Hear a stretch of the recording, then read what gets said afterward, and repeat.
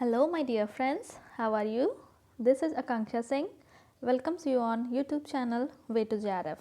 आज का टॉपिक है कॉन्सेप्ट ऑफ न्यूट्रिशन। मीन्स ये टीजीटी और पीजीटी के सिलेबस के अकॉर्डिंग जो टॉपिक फर्स्ट से स्टार्ट हो रहा है, तो उसका टॉपिक फर्स्ट है कॉन्सेप्ट ऑफ न्यूट्रिशन। तो यूपी टीजीटी एंड पीजीटी की वैकेंसीज के अकॉर्डिंग जो सिलेबस है, आज से हम वो सिलेबस स्टार्ट कर रहे हैं। I am Akanksha Singh. I am pursuing my PhD from Vasantrao Naik Marathwada Agriculture University, Maharashtra, and I had qualified both NET and SRF. Now start the video. Concept of nutrition. तो सबसे पहले देखते हैं nutrition क्या है। Nutrition means पोषण। Nutrition is the science of food, the nutrients and the other substance within their action, interaction and balance in relationship to health and disease. Means nutrition food, भोजन की वो विज्ञान है, मतलब food की एक branch of science है food की, जिसमें न्यूट्रिएंट्स और उन जो सब्सटेंस है, न्यूट्रिएंट्स हैं कि फूड में कौन कौन से सब्सटेंस या न्यूट्रिएंट्स प्रेजेंट हैं, उनके एक्शन क्या हैं, उनके फंक्शंस क्या हैं, और वो न्यूट्रिएंट्स मीन्स सारे न्यूट्रिएंट्स एक दूसरे से कैसे इंटर रिएक्टेड हैं, कैसे एक दूसरे के साथ रिएक्ट करते हैं, कैसे एक दूसरे के साथ रिलेटेड हैं। Balance in relationship to health and disease, वो जो हेल्थ है, जो लाइफ है, हेल्दी लाइफ स्टाइल है, डिजीज़ है, उनको उनसे कैसे रिलेटेड हैं, उसको बोलते हैं nutrition. Means anything, any substance जो फूड में प्रेजेंट है, वो सब्सटेंस फूड में जो प्रेजेंट है वो कैसे काम करते हैं, कैसे एक्ट करते हैं, कैसे लाइफ को हेल्दी बनाते हैं, और कैसे डिजीज़ को प्रिवेंट करते हैं। तो इन सब में जो एक्शन करने वाले जो भी सब्सटेंस प्रेजेंट हैं उसको बोलते हैं nutrition. The process by which the organism ingest, digest, absorb, transport, utilize nutrients and disposes the in products.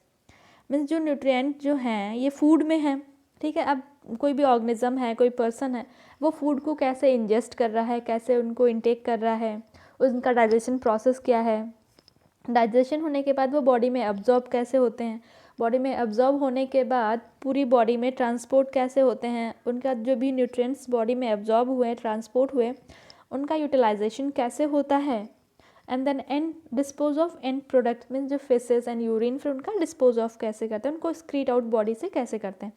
तो ये पूरी प्रोसेस आती है न्यूट्रिशन में। इन शॉर्ट में जो हम इतना जो अभी ऊपर पढ़ा है, इसको शॉर्ट में बोल सकते हैं कि nutrition science is the area of knowledge regarding the role of food in maintenance of health. Means nutrition science एक ऐसी फील्ड है, ऐसी ब्रांच है जिसको हम बोल सकते हैं कि जो लाइफ को, मतलब हेल्थ को मेंटेन करने के लिए जो मेन रोल है फूड का, उसको बोलते हैं न्यूट्रिशन साइंस।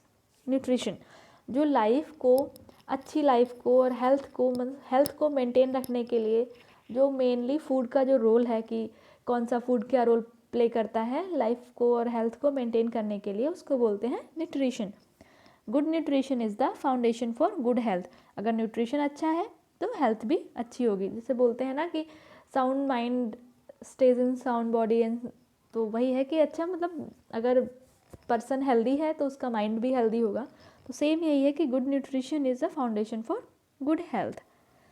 ये है हिंदी में भी देख लीजिएगा। एंड हाँ, डिस्क्रिप्शन में टेलीग्राम का लिंक दिया है, तो वहाँ से आप टेलीग्राम लिंक को सब्सक्राइब कर लीजिएगा। सारी पीडीएफ आपको वहाँ पे मिल जाएंगी।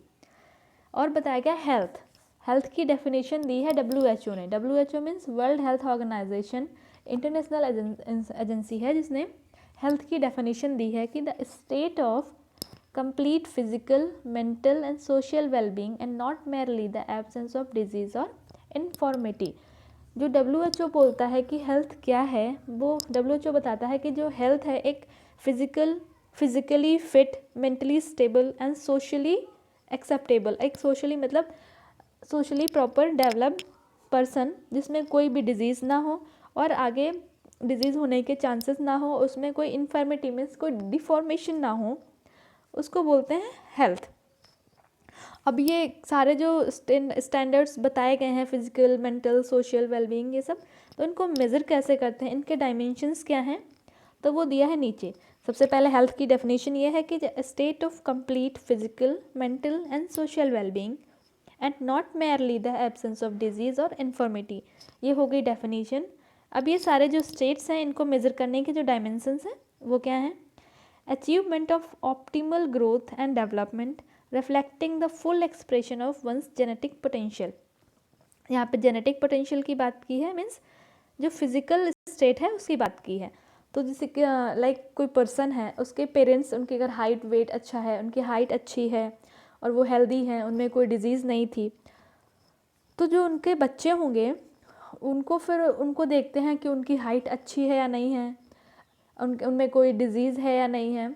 अगर उनकी हाइट अच्छी है, उनमें कोई डिज़ीज़ नहीं है और वो मीन्स अच्छे से उनकी लाइफ, जो उनकी हेल्थ है वो अच्छी है, मेंटेन्ड है, हेल्दी है वो, तो उसमें बोलेंगे कि हाँ, जो उनके जो पेरेंट्स से जो जेनेटिक पोटेंशियल से, जो उनके जेनेटिक कैरेक्टर्स थे वो बच्चों में ट्रांसफ़र हुए और वो हेल्दी हैं मीन्स, तो उसको बोलेंगे कि हाँ, अगर जो जेनेटिक एक्सप्रेशंस हैं हाँ वो फुल्ली डेवलप हुए हैं। Then maintenance of the structural integrity and functional efficiency of body tissue necessary for active and productive life. And जो अगर पेरेंट्स हेल्दी थे, उनमें कोई डिज़ीज़ नहीं थी, तो उनके जो बच्चे होंगे वो भी हेल्दी होंगे, उनमें कोई डिज़ीज़ नहीं होगी। इससे उनकी जो फिज़िकल स्ट्रेंथ है, इंटीग्रिटी मीन्स स्ट्रेंथ, जो उनकी फ़िज़िकल स्ट्रेंथ है वो अच्छी होगी।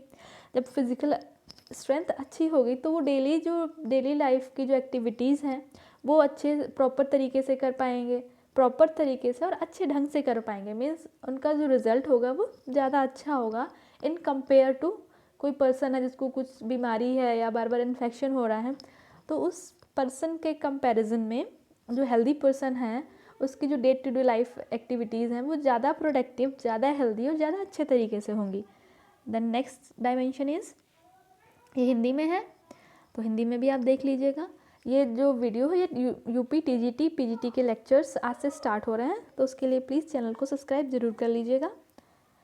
देन आता है ability to withstand the inevitable process of ageing with minimum disability and functional impairment, the ability to combat disease. उसके बाद वहाँ पे फिजिकल स्ट्रेंथ की बात हो गई।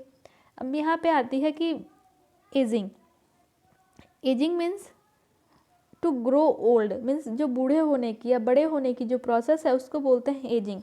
जैसे जैसे एजिंग की एज मतलब जैसे जैसे एजिंग बढ़ती है, ओल्ड एज आती है या ज़्यादा, तो उसमें साथ साथ डिजीज़ या बीमारियां भी आने लगती हैं। तो उसमें यही बताया गया कि एजिंग के साथ साथ जो डिजीज़ आ रही हैं उनसे कॉम्बैक्ट करने की, मीन्स बॉडी में उसमें इतनी इम्यूनिटी होनी चाहिए, इतना इम्यून पावर होना चाहिए कि एजिंग के साथ जो डिजीज़ आ रही हैं वो डिज़ीज़ हेल्थ को प्रभावित ना, हेल्थ को इफ़ेक्ट ना कर पाएँ, और हेल्थ डिज़ीज़ के साथ साथ जो भी पर्सन है उसमें कोई इम्पेयरमेंट ना आए, मीन्स कुछ ऐसी डिसेबिलिटी ना आए कि वो कोई फंक्शन नहीं कर सकता है, कोई काम नहीं कर सकता। तो ये भी है इसके जो एबिलिटी, इसके कुछ फैक्टर्स हैं वो ये हैं रेसिस्टिंग इन्फेक्शंस, मीन्स अगर हेल्दी लाइफ स्टाइल होगी, हेल्दी फूड होगा, न्यूट्रिशन अच्छा होगा तो जो इम्यून सिस्टम है वो स्ट्रॉन्ग होगा। जब इम्यून सिस्टम स्ट्रॉन्ग होगा तो इन्फेक्शंस नहीं होंगे, जो एक अच्छी और हेल्दी लाइफ की तरफ इंडिकेट करता है कि अगर आपको इन्फेक्शंस नहीं हो रहा है, आप बीमार नहीं पड़ रहे हो, तो आपका इम्यून सिस्टम स्ट्रॉन्ग है और आपकी लाइफ हेल्थ जो है वो अच्छी है। Then preventing the onset of degenerative diseases such as cancer, like कुछ डिजीज़ हैं, कैंसर हुआ, डायबिटीज़ हुआ, ये सब डिजीज़ जो लाइफ स्टाइल में चेंजमेंट हो रहा है, स्ट्रेस लेना, लाइफ स्टाइल चेंजमेंट होना, तो इन सब की वजह से ये डिजीज़ होती हैं। तो जो डिजेनरेटिव डिजीज़ में आते हैं कैंसर्स, तो जब न्यूट्रिशन अच्छा होगा तो जो डिजेनरेटिव डिजीज़ेज़ हैं वो उनके अकर होने के चांसेस कम होंगे, तो मीन्स जो भी डिजीज़ हैं उनके होने के चांसेस कम होंगे। Then resisting the effect of environmental toxins and pollutants, आजकल कितना पॉल्यूशन है, बाहर निकलो एक दिन तो देखो कितने सारे पॉल्यूशंस की वजह से आँखों में इरिटेशन होती है और सांस लेने में प्रॉब्लम होती है। तो अगर न्यूट्रिशन अच्छा है, न्यूट्रिएंट्स अच्छे हैं, तो जो इन्वायरमेंट का जो ये इफ़ेक्ट है टॉक्सिन्स एंड पॉल्यूशंस का, तो ये बहुत ज़्यादा इफ़ेक्ट नहीं कर पाएगा। तो ये भी एक हो गया। देन आती है मेंटल हेल्थ, कि जो भी पर्सन है वो मेंटली कितना स्ट्रॉन्ग है, वो अपने डिसीजंस कैसे लेता है, जो भी डिसीजंस लेता है उस पर स्टिक है, मीन्स उसके ऐसे ही नहीं बोल दिया कि हाँ ये करना है, उसके पॉजिटिव प्रोज एंड कॉन्स वगैरह देख के वो कितना मेंटली स्टेबल है। देन आता है social wellbeing is the ability to live in harmony with other. फिर आती है एक सोशल लाइफ, मीन्स जहाँ पे जिस सोसाइटी में वो पर्सन रह रहा है उस सोसाइटी के साथ, वहाँ पे पर्सन्स के साथ, जो पीपल हैं उनके साथ उसका रिलेशनशिप कैसा है, उनके साथ जो भी सोसाइटी के रूल्स एंड रेगुलेशन हैं वो कैसे फॉलो करता है या नहीं, तो ये एक एबिलिटी हो गई। देन ये है हिंदी में, तो हिंदी में भी देख लीजिएगा। नेक्स्ट डायमेंशंस ऑफ हेल्थ, ये कि हेल्थ को कितने डायमेंशन हैं, उसको कितने तरीके से मेज़र कर सकते हैं। तो सबसे पहले यही फिज़िकल कि जो पर्सन अपनी डे टू डे लाइफ की जो एक्टिविटीज़ हैं वो परफॉर्म कर पाता है या नहीं। देन आता है इमोशनल कि पर्सन किसी से इमोशनली कैसे अटैच है, अगर वो उसके इमोशंस कैसे एक्सप्रेस करता है या लोगों के इमोशंस कैसे समझता है। देन मेंटल हेल्थ कि वो मेंटली कितना स्ट्रांग है, अपने डिसीजंस कैसे लेता है। देन आता है सोशल कि जो सोसाइटी के जो रूल्स एंड रेगुलेशंस हैं उसके साथ वो कैसे कॉम्बैक्ट करता है, उनको कैसे फॉलो करता है, सोसाइटी के साथ उसके रूल्स कैसे हैं। स्पिरिचुअल मीन्स वो थोड़ा सा क्या उसको मीन्स वो जो भी बोल सकते हैं कि भगवान या गॉड्स में बिलीव करता है या नहीं। स्पिरिचुअली मीन्स कि वो कितना, उसकी थिंकिंग लेवल क्या है, वो कैसे सोचता है, ये सब आता है स्पिरिचुअलिटी में। देन ये आते हैं nutrients. Nutrients are the constituent in food that must be supplied to the body in a suitable amount. Nutrients जो फूड में जो सब्सटेंस प्रेजेंट होते हैं उनको बोलते हैं न्यूट्रिएंट्स, और वो फूड के थ्रू ह्यूमन बॉडी में जाते हैं। और देखना ये होता है कि वो बॉडी को सुटेबल अमाउंट में मिल रहे हैं या नहीं मिल रहे हैं, जितना बॉडी को रिक्वायरमेंट है उतना मिल रहा है नहीं मिल रहा है। और ये न्यूट्रिएंट्स मेनली होते हैं carbohydrate, fat, protein, minerals, vitamin and water. These are the nutrients, जो ये न्यूट्रिएंट कंपोनेंट्स कॉन्स्टिट्यूंट्स हैं जो फूड में प्रेजेंट होते हैं, और ये ह्यूमन को, जो भी पर्सन है उसको सुटेबल अमाउंट में मिल रहे हैं या नहीं, इससे बहुत अधिक इफ़ेक्ट पड़ता है हेल्थ पे। अगर ये प्रॉपर अमाउंट में नहीं मिल रहे हैं तो न्यूट्रिशन प्रॉपर नहीं मिलेगा। जब न्यूट्रिशन प्रॉपर नहीं मिलेगा तो न्यूट्रिशन डेफिशिएंसीज होंगी। न्यूट्रिशन डिफिशिएंसीज होंगी उसको बोलते हैं माल न्यूट्रिशन। तो देखते हैं ये माल न्यूट्रिशन क्या है। Malnutrition is a pathological state resulting from a relative or absolute deficiency or excess of one or more essential nutrient. Malnutrition एक pathological state है, means deficient malnutrition, nutrition means nutrition की proper amount में आपको जो भी nutrients हैं मिल रहे हैं नहीं मिल रहे हैं। जब भी proper amount में नहीं मिल रहे हैं उसको बोलते हैं malnutrition। वही यहाँ पे दिया है कि relative और absolute deficiency, deficiency होना या फिर किसी चीज़ का excess होना उसको बोलते हैं माल न्यूट्रिशन। माल न्यूट्रिशन के टाइप्स देखते हैं कि ये हिंदी में है। देन उसके बाद अभी देखते हैं माल न्यूट्रिशन के टाइप्स क्या क्या हैं। माल न्यूट्रिशन के टाइप्स हैं under nutrition, over nutrition, then imbalance and specific deficiency. ये 4 टाइप का होता है माल न्यूट्रिशन। सबसे पहले स्टार्ट करते हैं अंडर न्यूट्रिशन से। Under nutrition and over nutrition दोनों एक दूसरे से अपोजिट हैं। अंडर मीन्स बोलते हैं ना अंडर वेट, तो मीन्स किसी अंडर वेट मीन्स वेट कम होना, ऐसा ही अंडर न्यूट्रिशन मीन्स न्यूट्रिशन कम मिलना। ओवर न्यूट्रिशन मीन्स ज़्यादा होना, जब न्यूट्रिशन ज़्यादा मिलता है, न्यूट्रिएंट्स ज़्यादा मिलते हैं उसको बोलते हैं ओवर न्यूट्रिशन। जब न्यूट्रिएंट्स कम मिलते हैं उसको बोलते हैं अंडर न्यूट्रिशन। अब ये नहीं कि हाँ एक दिन खाना कम खाया तो आप ये अंडर न्यूट्रिशन हो गया, ऐसा नहीं है। तो क्या है देखते हैं। Under nutrition is the condition which results when insufficient means कम अमाउंट में food is eaten over an extended period of time. जब बहुत ज़्यादा लंबे समय तक आपको न्यूट्रिएंट्स कम मिलते हैं, लाइक जब स्टारवेशन की कंडीशन आ जाती है, जैसे कई दिनों तक खाना नहीं मिलना, लाइक एक दिन का फास्ट रखा तो उसमें अंडर न्यूट्रिशन नहीं होगा क्योंकि नेक्स्ट डे वो कवर अप हो जाएगा। बट यही फास्ट अगर लॉन्ग टाइम के लिए चलता रहे, 10 डेज़, 15 डेज़, 20 डेज़ तक आपको प्रॉपर अमाउंट में फूड या न्यूट्रिशन नहीं मिले, उसको बोलते हैं अंडर न्यूट्रिशन। और अंडर न्यूट्रिशन होने की वजह से जैसे decreased physical and mental development and low immunity. जब प्रॉपर न्यूट्रिशन नहीं मिलेगा तो फिजिकल और मेंटल जो डेवलपमेंट है वो भी कम हो जाएगा। मीन्स जो मेंटल स्टेबिलिटी नहीं आएगी, ज़्यादा जो भी पर्सन है वो ज़्यादा मेंटली एक्टिव नहीं होगा, वो बहुत जल्दी डिसीजंस नहीं ले पाएगा। एंड फिजिकल बहुत जल्दी वो जो उसकी day to day life activities हैं उनको भी प्रॉपर ढंग से नहीं कर पाएगा और बहुत जल्दी थक जाएगा। इसको बोलते हैं अंडर न्यूट्रिशन। सेम है over nutrition is a pathological state resulting from the consumption of excessive quantity of food over an extended period of time. Means इसमें ज़्यादा क्वांटिटी में फूड मिल रहा है, ज़्यादा क्वांटिटी में न्यूट्रिएंट्स मिल रहे हैं एक लंबे टाइम पीरियड तक, लाइक 15 डेज, 20 डेज, 1 मंथ तक रेगुलर ज़्यादा अमाउंट में फूड मिल रहा है, उसको बोलते हैं ओवर न्यूट्रिशन। और ओवर न्यूट्रिशन से क्या होगा, जब ज़्यादा अमाउंट में फूड मिल रहा है तो होगा ओबिसिटी होगा। जब ओबिसिटी होगा तो ओबिसिटी के साथ बहुत सारी और भी कंडीशंस आ जाती हैं, लाइक मेटाबॉलिक सिंड्रोम होगा, डायबिटीज़ होने के चांसेस हो सकते हैं, ओवर वेट होना। तो ये सब ओवर न्यूट्रिशन के सिम्टम हैं। ये है हिंदी में। नेक्स्ट फिर है imbalance. Imbalance is a pathological state resulting from a disproportion among essential nutrients with or without the absolute deficiency of any nutrients। Means जो न्यूट्रिएंट का जो बैलेंस है फूड में, लाइक 50 to 60% कार्बोहाइड्रेट चाहिए, 20-25% प्रोटीन चाहिए, 10 to 15% fat चाहिए, इतना mineral चाहिए।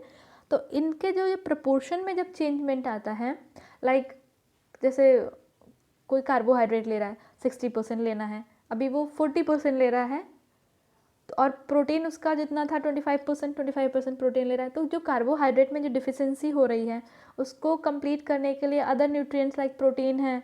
तो जब प्रोटीन कार्बोहाइड्रेट की तरह यूज होने लगे या फिर इम्बैलेंस हो जाए इनके प्रपोर्शन में, वहाँ पे आता है imbalance nutrition.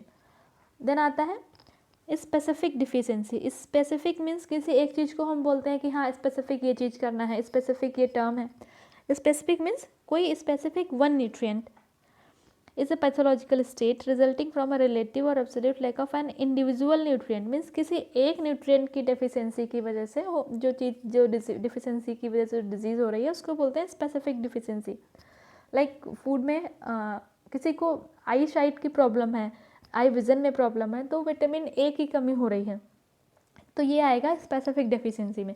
Means long time से अगर विटामिन ए या एक स्पेसिफिक न्यूट्रिएंट जो है विटामिन ए, इसमें कमी हो रही है, ये प्रॉपर अमाउंट में नहीं मिल रहा है, तो उसकी वजह से जो डिफिशिएंसी आएगी उसको बोलेंगे स्पेसिफिक डेफिशिएंसी। ये हिंदी में है। देन आते हैं practice question. Who referred as a father of science of nutrition. किसको न्यूट्रिशन साइंस के फादर के नाम से जाना जाता है? तो ऑप्शंस हैं लेवेसियर, मुल्डर, फंक एंड फोलिन। तो करेक्ट आंसर है लेवेसियर। लेवेसियर को जो है फादर ऑफ न्यूट्रिशन बोला जाता है, और इन्होंने एनर्जी में और भी बहुत सारी स्टडीज़ की हैं। उसमें एक मेन जो स्टडी है वो है एनर्जी मेटाबॉलिज्म, कि एनर्जी का मेटाबॉलिज्म कैसे होता है, और रिस्पायरेशन, नेचर ऑफ रिस्पायरेशन के साथ साथ एनर्जी का, हम जो सांस लाइक रिस्पायर कर रहे हैं, इनहेल कर रहे हैं, एक्सेल कर रहे हैं, इसके साथ एनर्जी का क्या मेटाबॉलिज्म, क्या इंटर रिलेशनशिप है, उसको उन्होंने स्टडी किया था। उसके बाद है मुल्डर ने जो टर्म दिया था प्रोटीन, इन्होंने प्रोटीन का टर्म दिया था। सबसे पहले मुल्डर ने प्रोटीन के टर्म को क्वाइन किया था। उसके बाद आते हैं फंक ने सबसे पहले विटामिन टर्म को क्वाइन किया था कि विटामिन क्या है। देन उसके बाद आते हैं फोलिन। इन्होंने फंक के बाद